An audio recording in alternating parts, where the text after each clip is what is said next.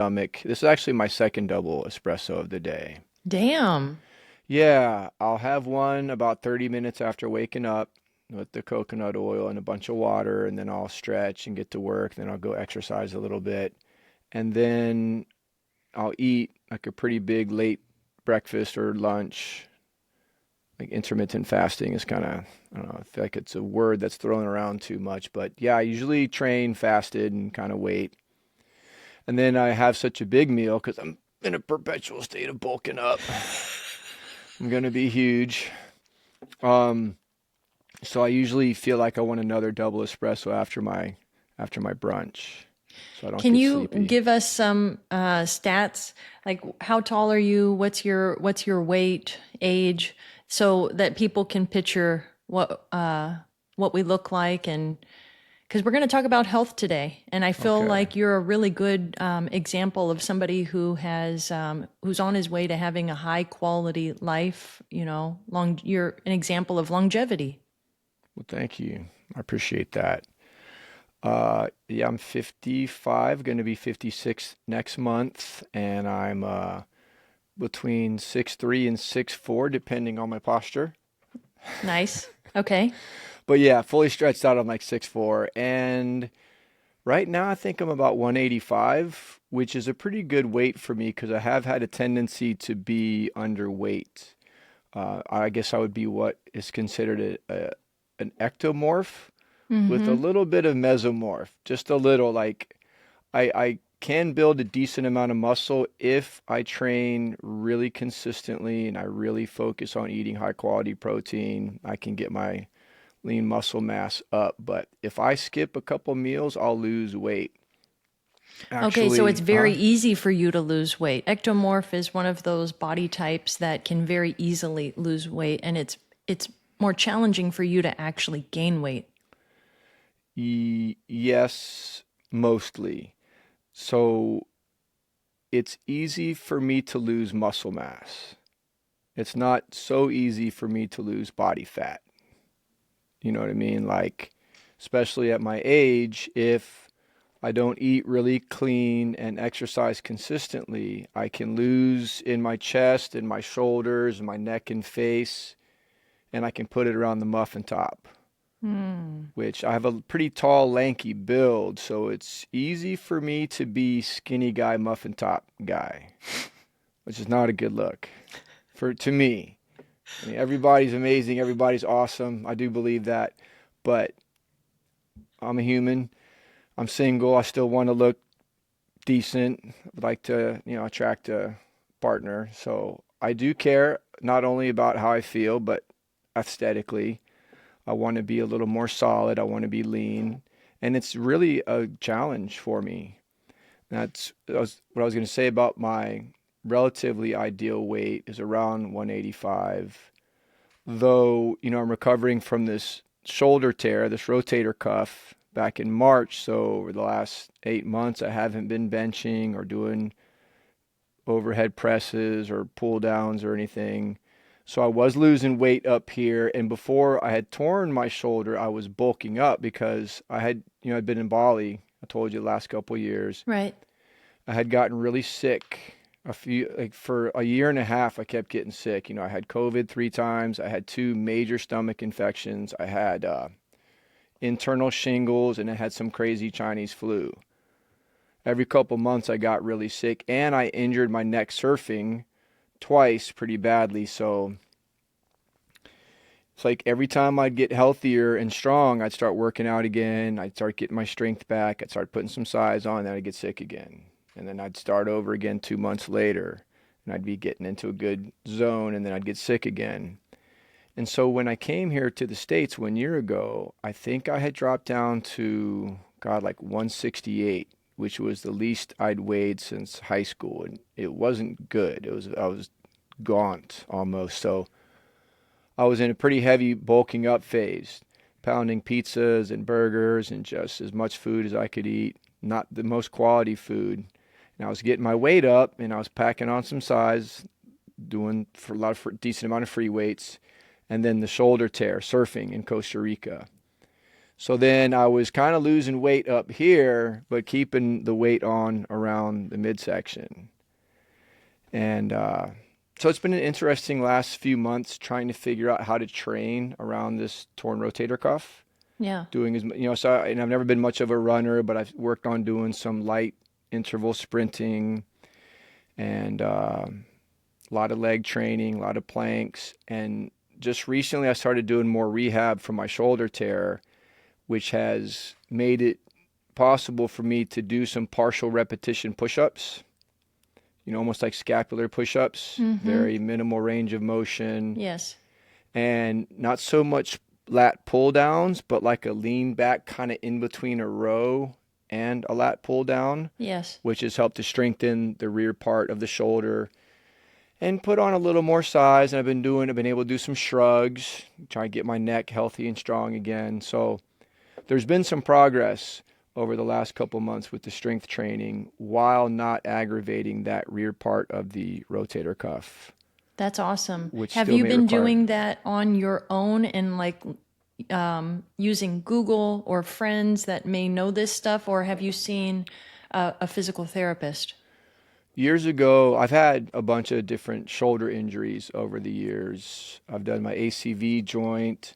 I've done a different part of the rotator cuff. I've done that front kind of tendon. I thought it was the bicipital tendon, but I think it's called something else. But that one muscle fiber that runs between the front head and the side head, I had pulled it from the bone years ago. And so, yeah, I've done a bunch of physical therapy that I had learned from the physical therapist, but most of what I've learned has been from YouTube.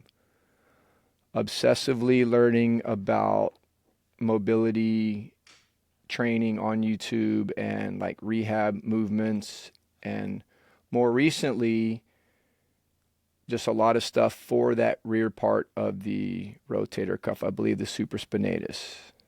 And have you found that what you've been doing is working?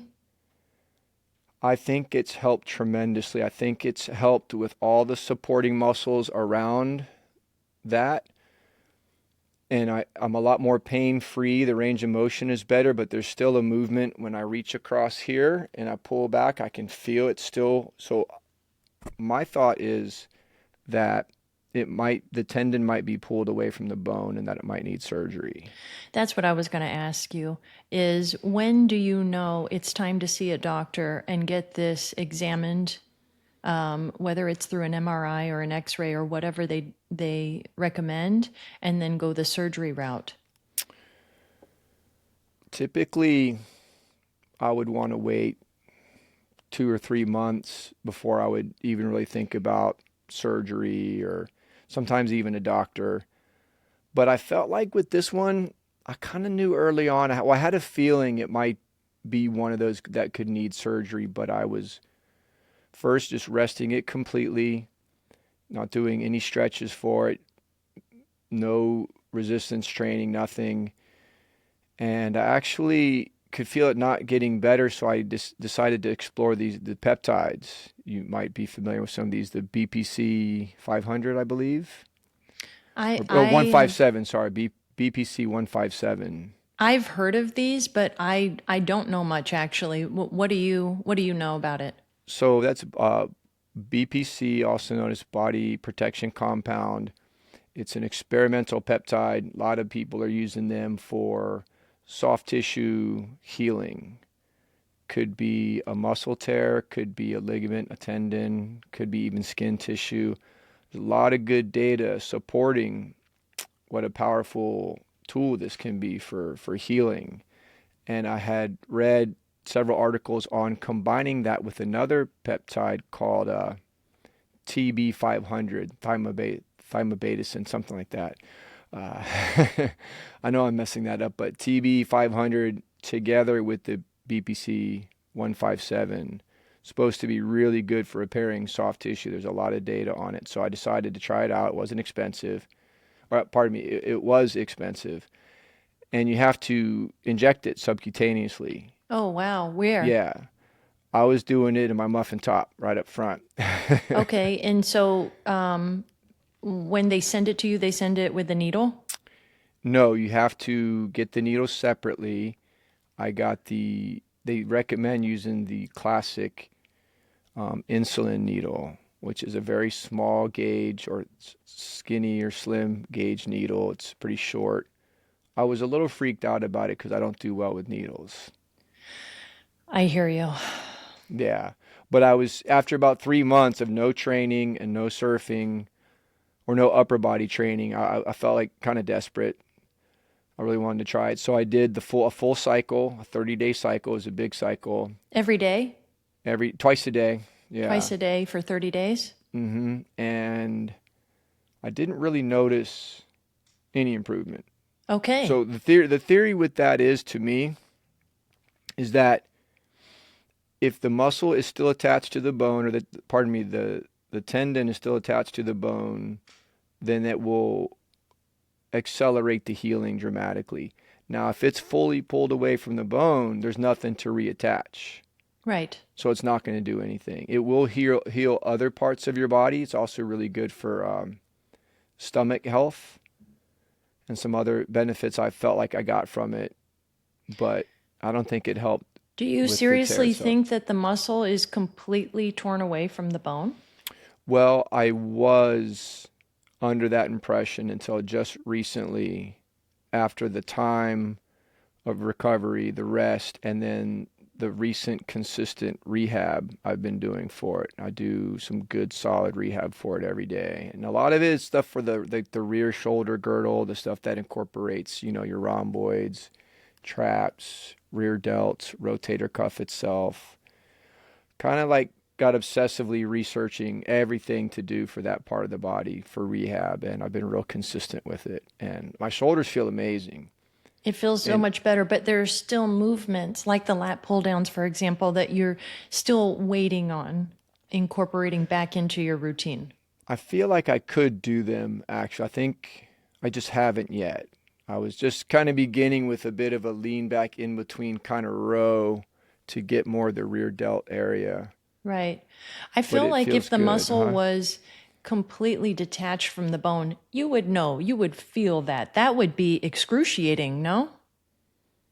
It's a good question. I I don't don't know, know. but I feel like I haven't had that. I've had strains and I've had sprains, and my body is highly aware of those. But I feel like if it was not attached, I feel like that would be excruciating. That would be very painful. But I've never had that happen either.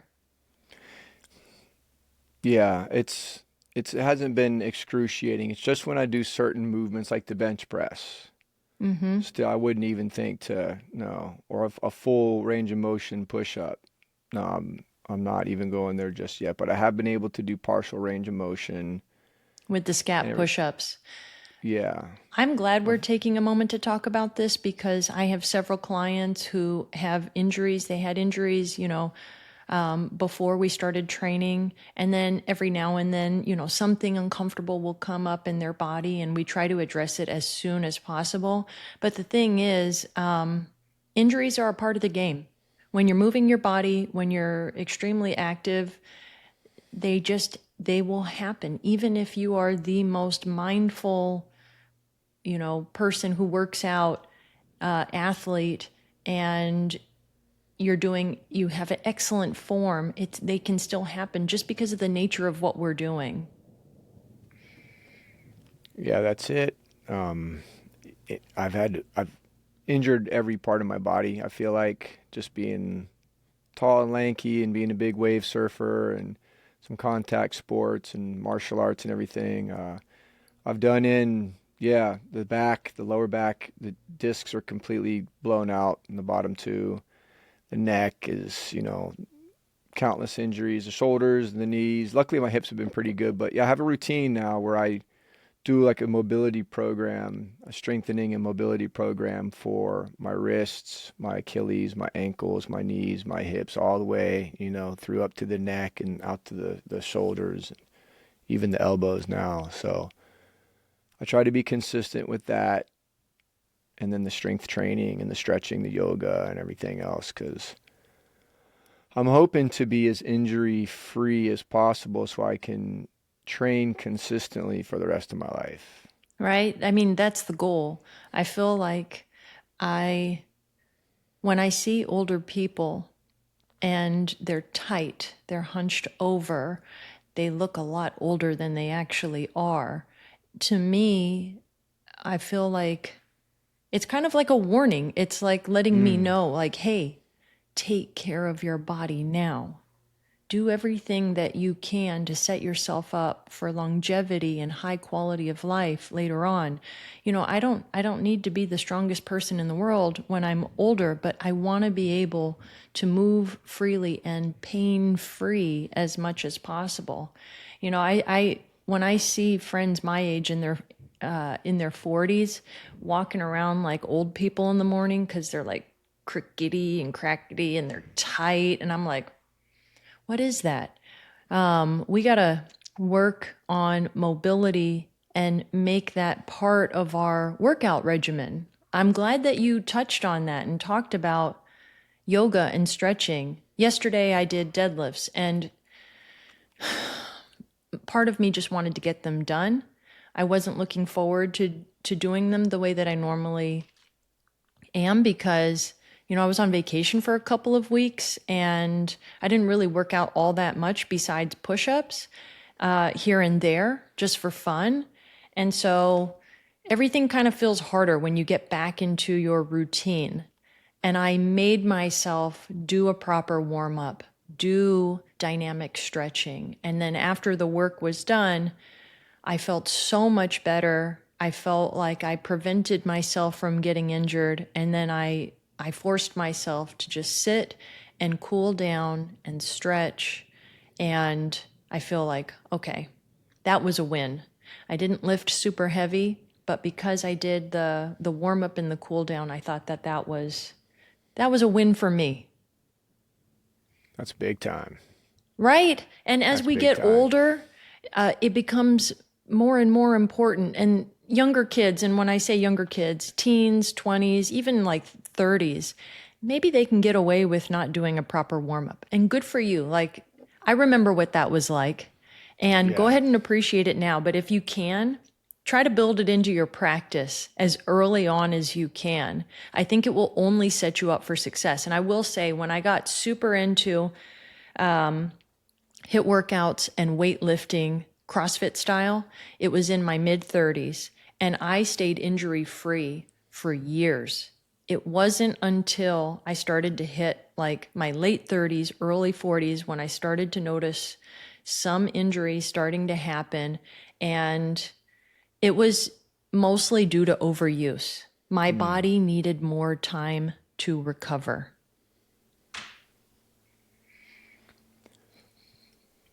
Pardon me. Uh, the warm up to me, that's more important than the workout. Talk about The, that. yeah, the way I warm up now, if I just warm up and I run out of time for the actual lift, good. So what? Wow. The warm to me, well, the warm up, it's like proactive physical therapy, proactive rehab. It's always the stabilizing smaller muscles. For example, this morning I went to do some sprint interval training, and I'm very new to sprinting actually, but I find sprinting is actually easier on my knees than running or jogging because when I jog, I don't really run actually. I say when I jog slowly and lightly, I still touch more with my heel first than my mid or my front foot. Whereas I know when I sprint, I'm more on my front foot or the ball of my foot, which to me utilizes that Achilles area as the shock absorber instead of it being the knee. Mm-hmm. And I know everybody has a vastly different running style or jogging style, but I found running, just being a lanky guy and having skinny knees, running has never been my thing, except for when I was living in Hawaii. I used to run on the beach in the deep sand, which is more challenging, but it's less impact. It's like running on little pillows, and I love that, but I don't have that here. So I go and I run in the grass. So I've been getting into sprinting lately, interval training, like 6 sets of like 30-second sprints. But before I even start my first light or slow sprint, I warm up for about 15, 20 minutes. And part of that warm up is what I call like quarter squats or like half squats, where I actually will lean a little forward and get just a little bit more on the ball of my foot, almost like a knee over toe position, but very, very slight. And I'll come down just like a quarter range of motion, and I'll come up, but I don't come all the way up. I just kind of stay in a little position. And after about 10 reps, I'll go to about a half squat. So not even parallel, but about half of that. And then I'll do about 20 more reps, just very small range of motion, a little bit forward, just to kind of warm up those muscles that support the knee. Warming up those quads. And the quads, yeah, the quads and kind of around that knee area. And then I'll do like a jumping jack, but like a boxer jack, which is kind of similar to that. And then I'll kind of do like I'm skipping rope. And then I'll do a couple of movements where I'm on the balls of my foot.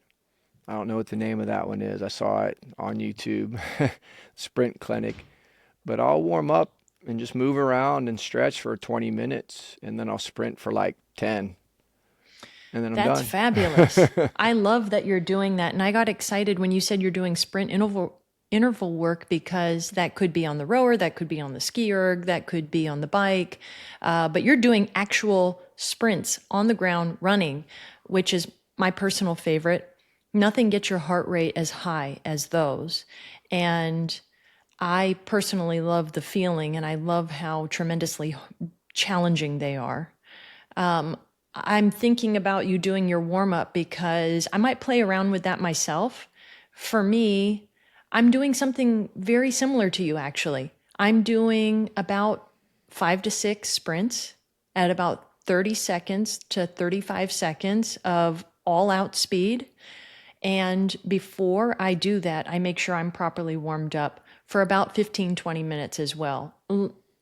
Personally, I could have a 30-minute warm up and be really, really happy with that. The longer the warm up, the better for me. And what that looks like is I will run from my house for about a mile, mile and a half. There's 15 minutes there. And then I'm stretching my calves a little bit and then I will just go. And I'll see a lamp post in front of me and I will run it at all out speed. It takes me about 30 seconds to get there. And then I walk back because I want to take my time to fully get my heart rate back down because I just jacked it up to like 176, 170. And then I bring it back down to about 126. And I pay attention to how quickly this happens because the quicker I can get my heart rate down, the more fit I am. And so once I'm about there, I do it again. And then I'll do it, 6 times. And then I'll continue with my run at, just kind of like a moderate pace for me. And that keeps my heart rate up for a little while. And then when I go home, I start stretching my calves. And if I want to do any kind of strength training, I'll do a little bit here and there. I like these little quarter and half squats that you're doing. I like that you're focusing on the muscles that support the knees. When you press up out of it, are you focused on where you are? Because you said that you feel you're more in the ball of your foot. But when you press out, do you think about where you're placing your weight? I do. I still remain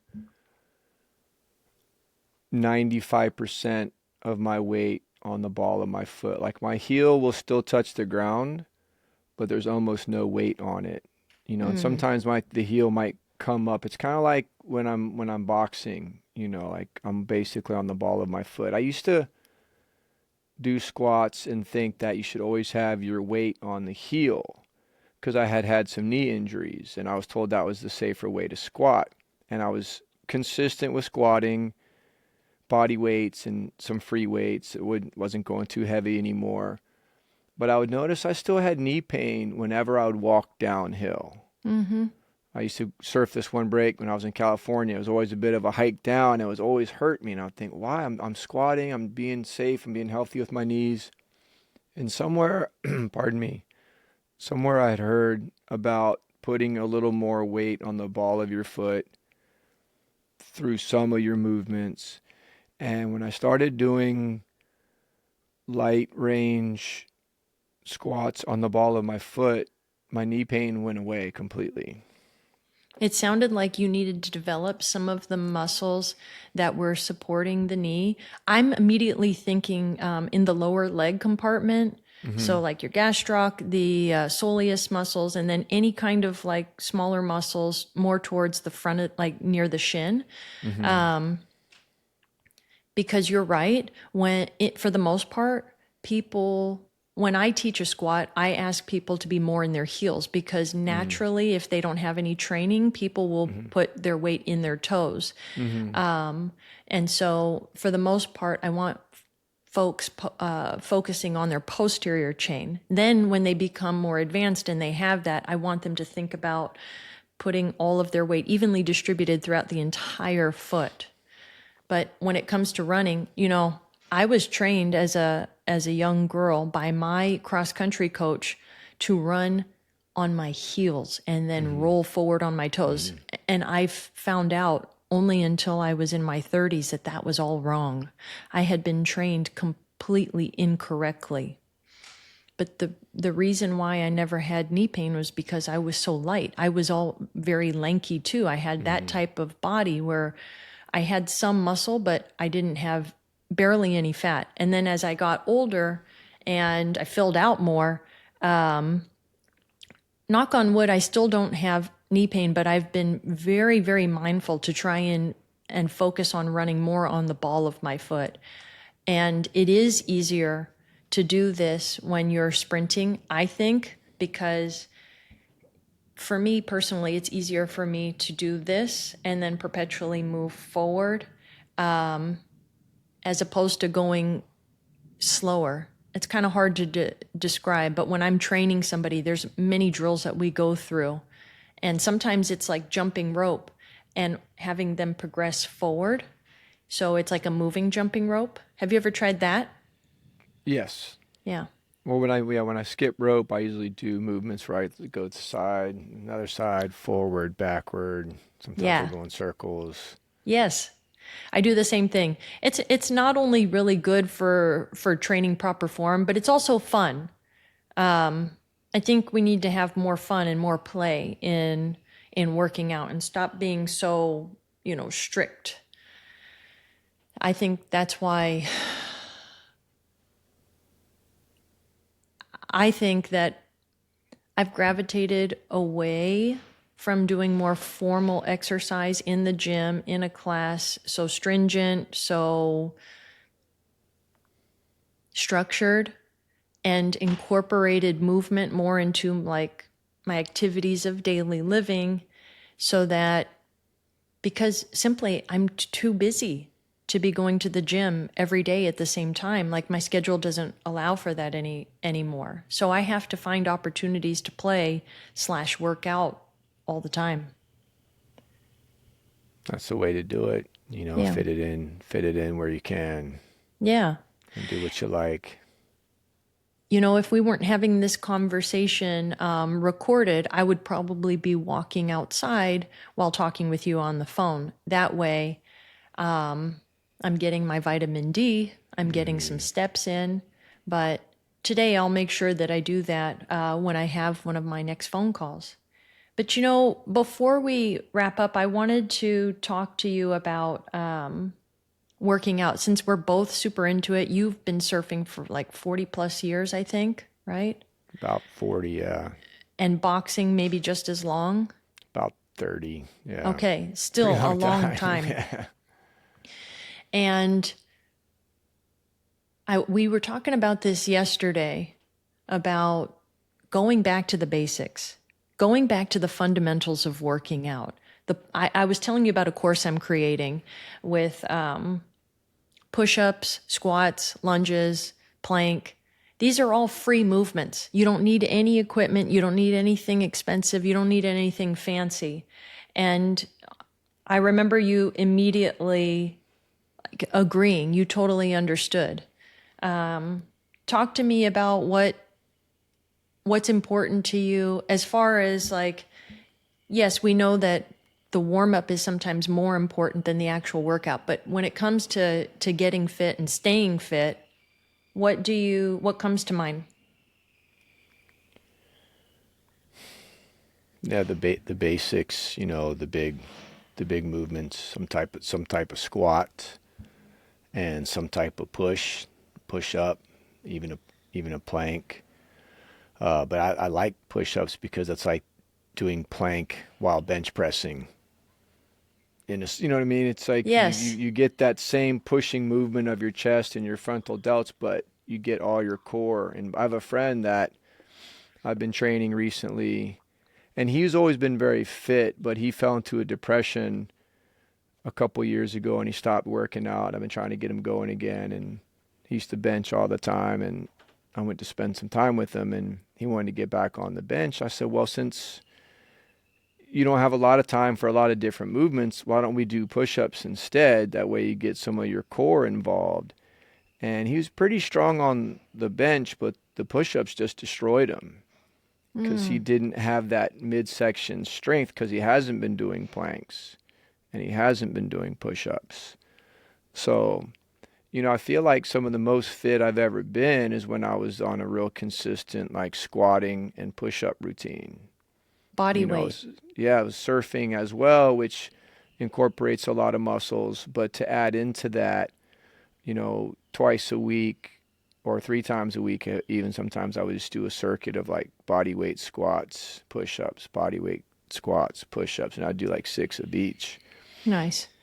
But I feel like hangs are really good. I've started doing more hangs recently because I Hanging from wasn't the pull-up bar. hanging from the pull up bar. Yep. Yeah. And trying to do them in a way where I'm pretty relaxed in my shoulders, but not extremely slack in my shoulders either. I'm not doing the scapular pull, which is amazing, but letting it pull up and really hanging, but with some intention, say, in those rhomboids, those muscles underneath the shoulder blades, right? To just keep the shoulders back as I'm hanging, not to let one be sloppier than the other, but a little bit aligned and just hang for as long as I can.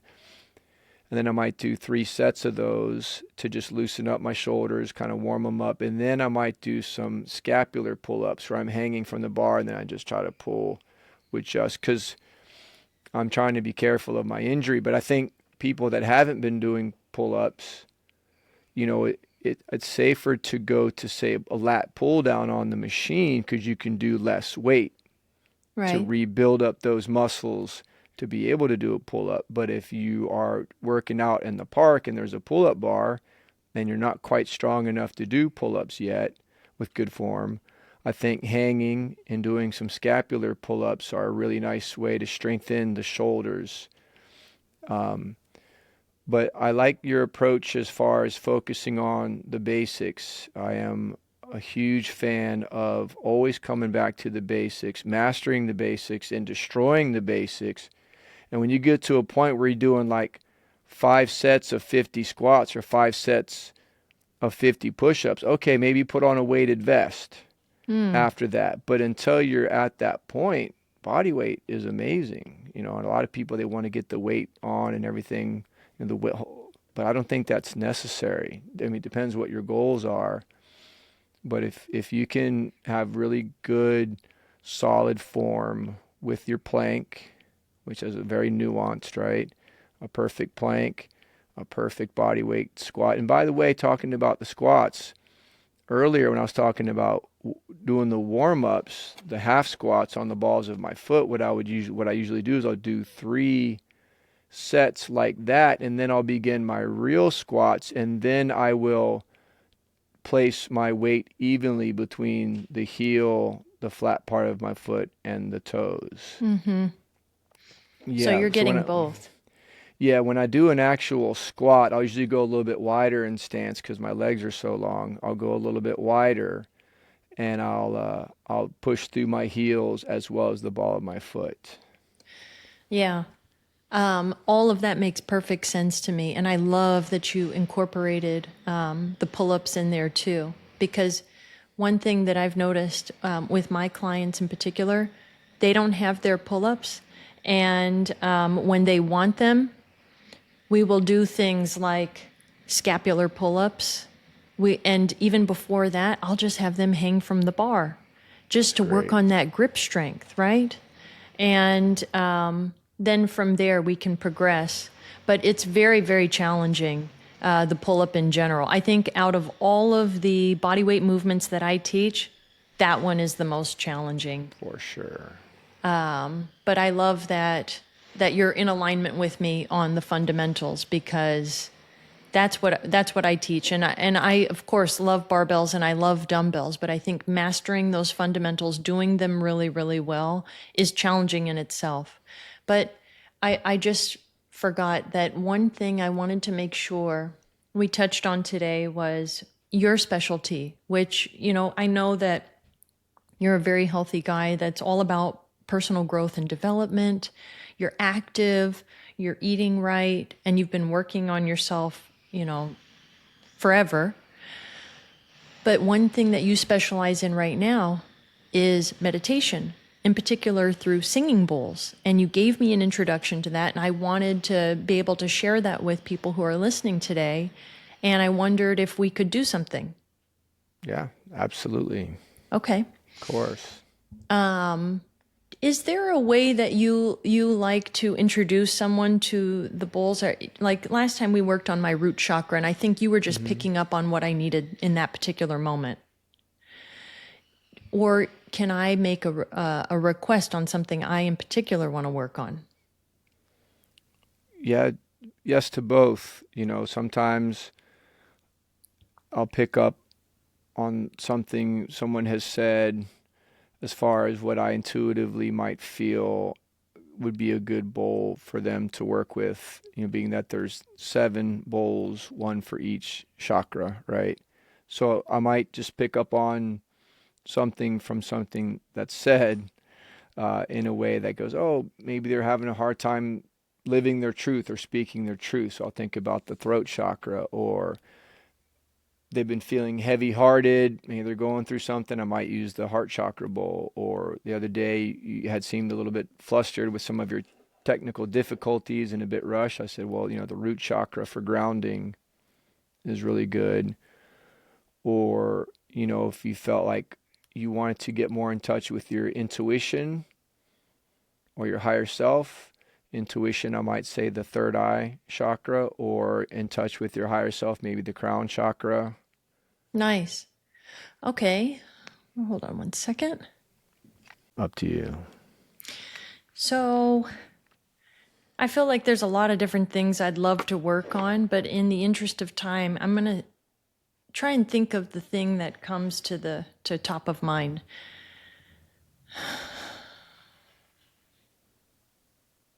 I feel like with what's going on in the world right now, especially with the political climate, stress has been a little bit higher. There's some anxiety, there's some worry, and I'm definitely feeling that. I Hmm. voted the other day and there was an altercation at the voting center. Oh, It was wow. not fun to witness at all. I wanted to get out of there as soon as possible. In fact, it soured me so much that I Mm. feel like I want to just mail in my ballot from now on. So maybe something with letting that go and allowing my energy to flow freely and helping my immune system to be strong so that I can take care of myself and take care of others really, really well.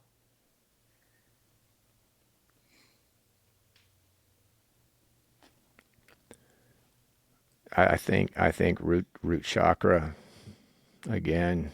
Yeah, for just partly for grounding, but they also say, the root chakra is the energy center of the body that connects you with the material life. Things like having to make a living, going to the supermarket, preparing food, taking care of your body, taking care of your health. So much of that is grounded in your base, And it's a powerful bowl. It's the biggest bowl. It has a deep, deep resonation. And just with what you're saying, I think being grounded and connected to your means of caring for yourself. Like we go to work so we can pay rent and buy food, right? So we are caring for ourselves and taking care of our bodies as far as the choices we make between working out and everything else. I feel like that's a big part of the earthly life. I think as you start going up, the sacral chakra, it's your sexual energy, but it's also your creative energy, what you're trying to create and manifest in your life. All the way up to once you hit the third eye and the crown, it's so much about in touch with the intuition, your deeper self, the crown, your higher self, the cosmos, the creator, whatever we perceive that to be. So yeah, we'll do a short guided meditation with the root bowl. That sounds lovely. I Okay. know that it helped me tremendously last time. And so if that's what you're feeling called to, based on what I shared, I'm all in. Okay. Cool. And you said you got to go in about how long? 5 minutes? How long do you think we need for this? Really, you can even get deeply connected with the resonation and with yourself and your breath in like 3 minutes, 5 minutes. I mean, sometimes I'll usually do my meditations for much longer, but a 3 minute meditation versus no meditation is extremely powerful. It's still Hmm. something. Maybe 5 or 6 minutes might be a little you go deeper. The longer you are in it, the deeper you go. But have you got 5 minutes? I've got 5 minutes, and I think that's also a good taste for people because I feel like everybody can make 5 minutes. Would like to think so, right? I know that people are extremely busy. I totally understand, but sometimes you've got to make time, and if for something that's important, and 5 minutes, I think, is not a huge ask. No, I was actually, I think it was Andrew Huberman had a podcast going on about meditation. And well, I think what he said, or the person he was interviewing, what they said was the person that says they don't have 5 minutes to meditate is the person that needs to meditate the most. I heard that Yeah. same episode, and that part made me smile. Yeah, I like that one, including myself, because sometimes I've neglected. By the way, I'm just gonna set the timer here. I'm not faffing with my phone. Oh, perfect. I would never do that to you. No, I know. Okay, so, and I just kind of, ooh, wait, what's going on here? Start. There we go. And this way I know when to kind of wrap it up, because I don't want to keep you too long. So I see you coming in to your own personal space. That's good. Going within. Go ahead and connect with the breath. Just simple rhythmic breathing.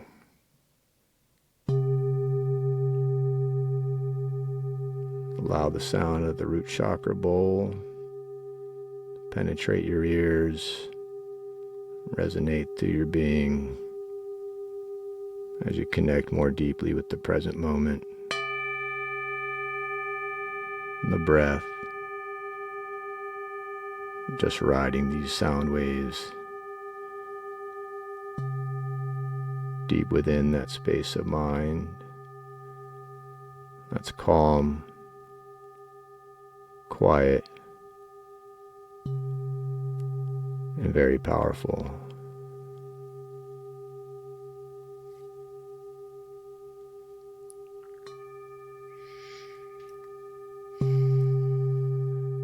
Allow every thought you think and every sound you hear to be reminders to just relax and ground yourself into the present moment.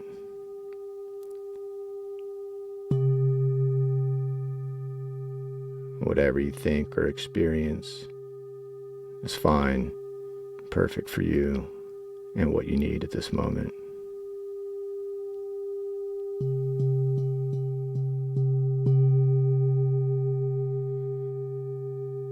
Imagine at the base of your spine a swirling red light flowing with energy, the base of your chakra system, a bright, vibrant red, connecting with this deep sound, this resonation, frequency, and vibration, grounding you more deeply, this earthly life, this human existence, knowing that everything is going to be all right. The universe has its plan for us, and whether we know it or not, we are always heading in the right direction.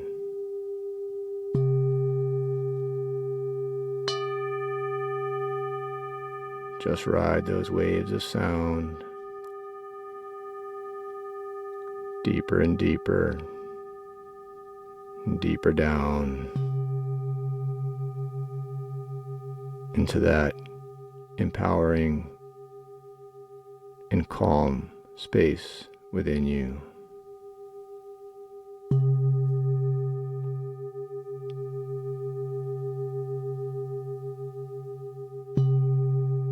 And whether we all realize it or not, we are all one connected being.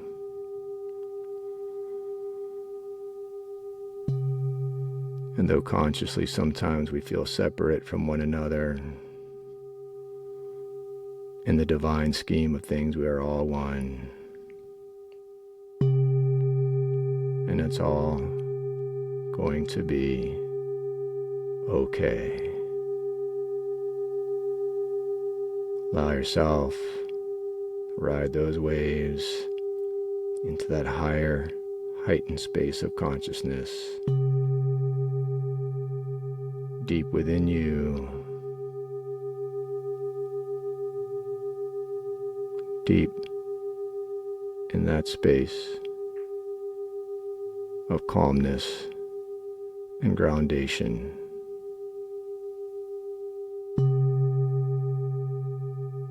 Let that energy center, the base of your spine, come into harmony with this finely tuned root chakra bowl, handmade specifically to bring tune and balance to that energy center that keeps you connected to who you really are, the divine being of the universe, at one with all and everything.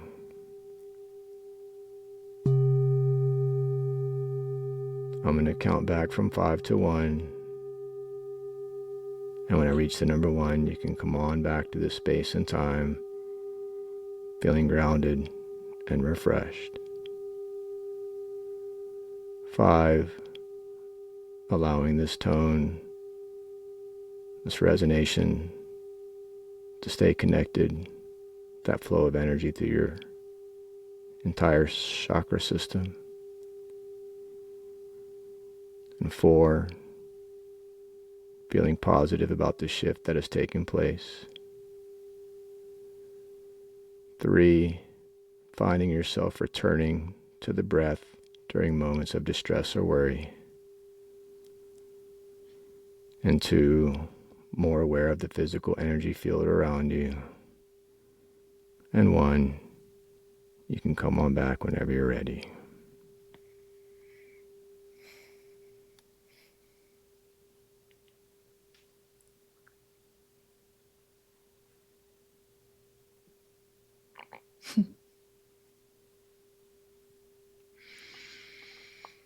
The bowl is still going.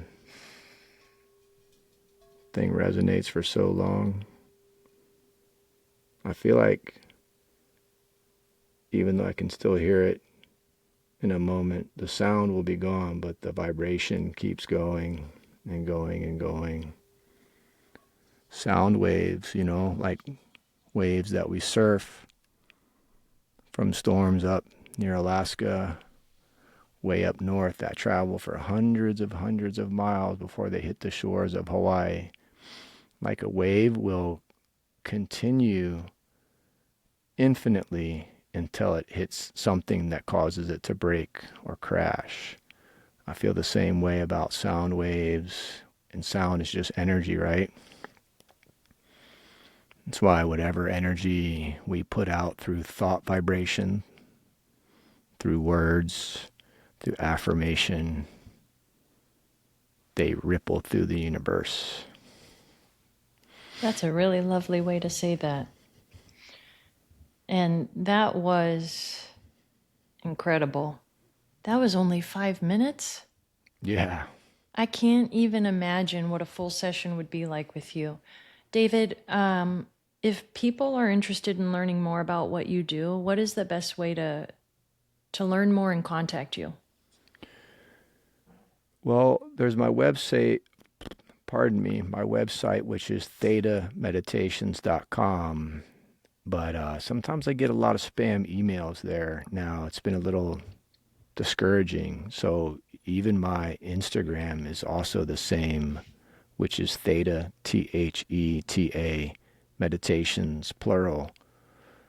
That's it, Theta Meditations. I choose the word Theta because the type of meditation that I like to guide people through, the goal is to achieve the Theta state.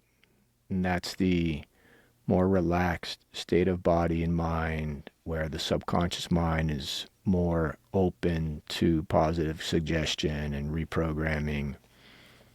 And also a little deeper down than that might be the delta state, which I also like. Sometimes I'll do deeper meditations. I do binaural beats. So a lot of the meditations I make, I edit, and I edit the sound of the bowls in there, and I'll put in some binaural beats. And I'll do a lot of times a 6 hertz binaural tone, which is supposed to be really good for taking a person down to that theta state. But sometimes I'll do like a 2 hertz binaural tone, which takes you a little deeper. It's like a delta meditation. So theta and delta are the brainwave states I like to go into myself when I meditate, and where I like to take people if I'm working with them, positive programming. So yeah, that's where I got the name Theta Meditations from. I love that. And I've actually done a little bit of work with binaural beats and singing bowls, but it had been a little while with the singing bowls. And I'm so thankful that you're reintroducing it back into my life, because my whole state of being has changed in 5 minutes, where I'm much more relaxed. I'm definitely much more grounded. And I'm interested in doing this again. And it would be very, very interesting to me, and I think to listeners, to do something that's more associated with either the heart or the mind, or intuition. But would you be interested I in love doing all that. something like that again? Yes, I would love to. It's nice, yeah, to do it in this way because usually the meditations I do for people, I'll have a talk with them 30, 60 minutes roughly, and I'll figure out through what they tell me what's going on in their life and what they want to make better, for lack of a better way of saying it. A lot of times it's, I think I mentioned to you before, bolstering self-discipline, creating a clear vision for the future, learning to love themselves, compassion for the future self. All to me, it's sort of all ways of overcoming patterns of self-sabotage and just nurturing a healthier version of ourselves. So then once I talk with someone, I'll make an outline and then I'll record the meditations here by myself, and I'll lay down the tracks of the singing bowls and either ocean waves or rain or all sounds of nature that I've recorded myself. So it was nice to do this with you here, to do it kind of live time. I haven't done that for a while. So anytime, we could do a short one with each bowl. We could Yeah, I do would for the love that. intuition, the crown, or we could do a few, or just kind of play around with it. So it's nice for me. I just love working with the bowl. They say, when you work with the bowls yourself, that same healing frequency goes through the person holding the bowl. And I always feel after I've worked with them for someone else, I always feel really kind of tuned up, you know. Yeah, It's I like totally get that. going to the energy mechanic.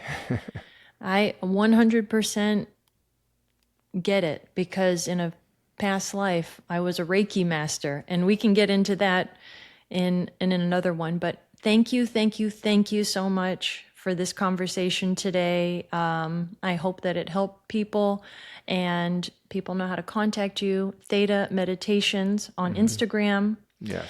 And till next time, Okay. Kat, nice to see you. Thanks for having me. thanks for being here. Bye. Have a good day. Bye bye.